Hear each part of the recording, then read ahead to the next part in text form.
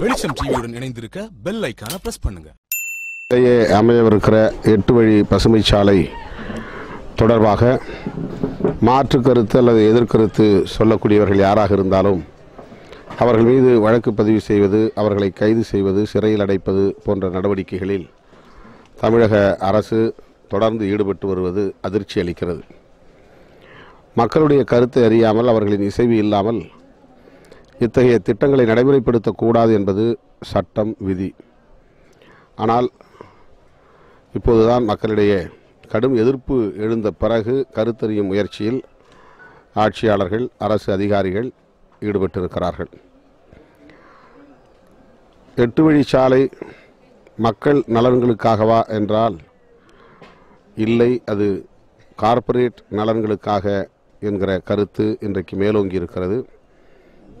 பல்லாயிரக்கணக்கான விளைநிலங்கள், பல்லாயிரக்கணக்கான ஏக்கர் விளைநிலங்கள் பாதிக்கப்படும் நிலை, அதேபோல ஆயிரக்கணக்கான ஏக்கர் வனங்கள் பாதிக்கப்படும் நிலை, சுற்றுச்சூழல் பாதிக்கப்படும் நிலை, எதிர்காலத்தில் கார்ப்பரேட் நிறுவனங்களின்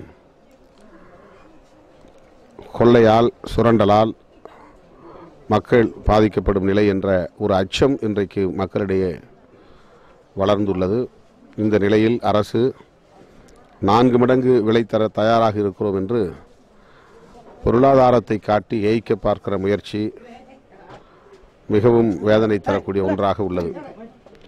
எனவே இந்த போக்குகளை எல்லாம் கண்டித்து 2 கட்ட போராட்டத்தை விடுதலை சிறுத்தைகள் கட்சி அறிவிக்கிறோம். வெகுவாக மக்களை திரட்டி போராட வேண்டும் என்கிற அடிப்படையில் ஜூலை 17ஆம் தேதி திருவண்ணாமலையிலும், ஜூலை 20ஆம் தேதி சேலம் மாநகரிலும் விடுதலை சிறுத்தைகளின் ஆர்ப்பாட்டம் நடைபெறுகிறது. அண்மை காலமாக அரசாங்கத்தை எதிர்த்து போராடினாலும், ஆளுநரின் நடவடிக்கைகளை எதிர்த்து போராடினாலும், அறவழியில் போராடுகிற அனைவரையுமே கைது செய்து அவர்களை சிறையில் அடைக்கும் போக்கு அதிகரித்துள்ளது. தமிழக ஆளுநர் அவர்கள் சட்ட வரம்புக்கு உட்பட்டு செயல்படுவாரேயானால் யாரும் அதை எதிர்க்கப் போவதில்லை. ஆனால் அவர் வழக்கத்திற்கு மாறாக மரபுகளை மீறி, சட்ட விதிமுறைகளை மீறி மாவட்ட ஆட்சி நிர்வாகத்தில் தலையிடுவது, அதிகாரிகளை நேரடியாக சந்திப்பது போன்ற நடவடிக்கைகளில் ஈடுபடுவது அரசியலமைப்பு சட்டத்திற்கு எதிரானது என்கிற அடிப்படையில் திராவிட முன்னேற்றக் கழகம் கருப்பு கொடி ஆர்ப்பாட்டங்களை நடத்தி வருகிறது.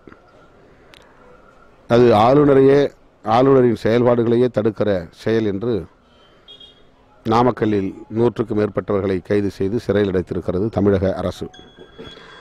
ஆளுநர் மாளிகையிலிருந்து அறிக்கை வெளியிடப்படுகிறது. ஆளுநர் நடவடிக்கைகளை தடுத்தால் 7 ஆண்டு சிறை தண்டனை என்று. இந்த நடவடிக்கை அல்லது ஆளுநரின் அறிக்கை மிகுந்த அதிர்ச்சியை தருகிறது. மாண்புமிகு முதல்வர் எடப்பாடி பழனிசாமி அவர்களின் கைகளில் ஆட்சி அதிகாரம் இருக்கிறதா, அல்லது ராஜ்பவனில் உள்ள ஆளுநரின் கைகளில் ஆட்சி அதிகாரம் உள்ளதா என்று ஐயப்படக்கூடிய வகையிலே ஆளுநரின் போக்குகள் அமைந்திருக்கின்றன. இது மிகுந்த வேதனைக்குரியது, கண்டிக்கத்தக்கது.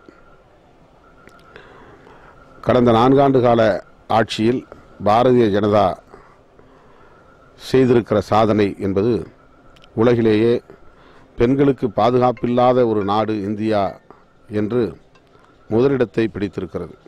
இதுதான் மோடி அரசின் சாதனை. கடந்த சில ஆண்டுகளுக்கு முன்பு வெளியிட்ட புள்ளி விவரத்தின்படி பெண்களுக்கு பாதுகாப்பில்லாத நாடுகள் என்கிற வரிசையில் 4வது இடத்தில் இருந்த இந்தியா இப்போது முதலிடத்திற்கு வந்திருக்கிறது. தலித்துகளுக்கு பாதுகாப்பு இல்லை, சிறுபான்மையினருக்கு பாதுகாப்பு இல்லை, குறிப்பாக பெண்களுக்கு பாதுகாப்பு இல்லை. இதுதான் சங் பரிவார் அமைப்புகளின் ஆட்சி நிர்வாகத்தின் அழகு என்பதை அந்த புள்ளி விவரம் நமக்கு உணர்த்துகிறது. ஒட்டுமொத்தமாக மதவாத சக்திகளிடமிருந்து இந்த தேசத்தையே பாதுகாக்க வேண்டிய ஒரு நெருக்கடிக்கு நாம் தள்ளப்பட்டிருக்கிறோம். ஆகவேதான் செப்டம்பர் முதல் வாரத்தில் விடுதலை சிறுத்தைகள் கட்சியின் மாநாடு நடைபெற உள்ளது. அந்த மாநாட்டில் காங்கிரஸ் கட்சியின் தேசிய தலைவர் திரு ராகுல் காந்தி அவர்கள் பங்கேற்க அழைப்பு விடுத்திருக்கிறோம். திமுக செயல் தலைவர் உள்ளிட்ட தோழமை கட்சிகளின் தலைவர்களும் அந்த மாநாட்டில் பங்கேற்று உரையாற்ற இருக்கிறார்கள். ஜூலை 2ஆம் தேதி மார்க்சிஸ்ட் கம்யூனிஸ்ட் கட்சியை முன்முயற்சியில் வன்கொடுமை தடுப்புச் சட்டத்துக்கு ஆதரவாக அதை வலிமைப்படுத்தும் வகையில் அவசர சட்டம் ஒன்றை இயற்ற வேண்டும் என்றும் அதனை 9வது அட்டவணை அரசியலமைப்பு சட்டத்தின் 9வது அட்டவணையிலே இணைக்க வேண்டும் என்றும் வலியுறுத்தி ரயில் மறியல் போராட்டம் நடைபெற உள்ளது. அந்த போராட்டத்தில் தமிழகம் தழுவிய அளவில் விடுதலை சிறுத்தைகள் பங்கேற்கிறார்கள்.